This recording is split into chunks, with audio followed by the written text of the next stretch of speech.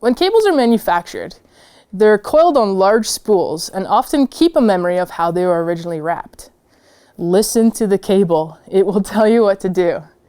When you coil a cable all one way, each coil adds a twist, and your cable will become unmanageable.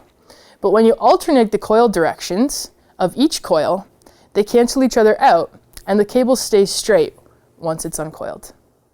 So I'm going to demonstrate now the proper way of over-under wrapping. That's the alternation between wrapping a regular coil and then wrapping one the under way, right? So first you're going to grab the cable in your left hand with the connector facing you.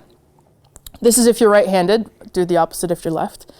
Then you're going to make one coil. You're going to slightly twist away from you as you pull it up.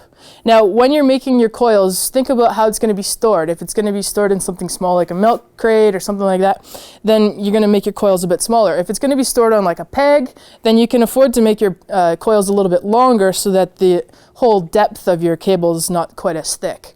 Okay, so the first wrap is going to be twisting away from yourself, okay? And then the next one, you're gonna grab the cable and twist slightly towards yourself, and that's going to take the cable up behind the first one. And then continue on. One away, one towards. One away, one towards. Now you can get really fast at this with more practice, but starting out, if you just go slow, then you'll be able to get that twisting happening. And that's over under.